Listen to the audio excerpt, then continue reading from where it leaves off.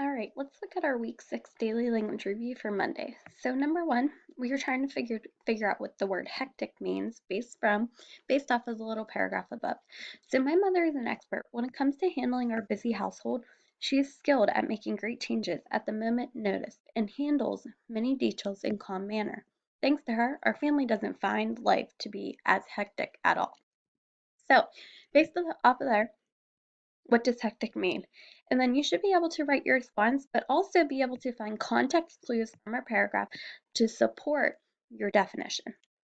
Number 2, we are looking for a misspelled word. So which one is misspelled? Recreation, retort, or category? And then you should spell it correctly in the box below by typing your answer.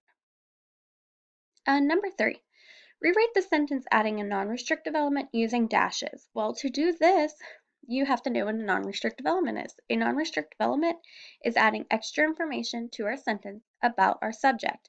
And remember, this is a dash, a little line. So first you need to decide what our subject is. So his sister played basketball in high school. Who or what the sentence is about is his sister. Okay, so you should have his sister on the line or written or typed, and you should have a dash. Then you should add anything you need to know about his sister, and then add the rest of your sentence. Number 4, you are circling the correct pronoun and then identifying its subjective, objective, or possessive. So, Aaron and me are going to the movies next week. Aaron and I are going to the movies next week. Think about your pronoun rules. When do we use me? When do we use I in our sentences?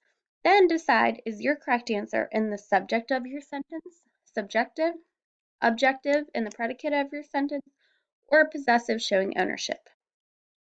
And then for number 5, choose an antonym for bland.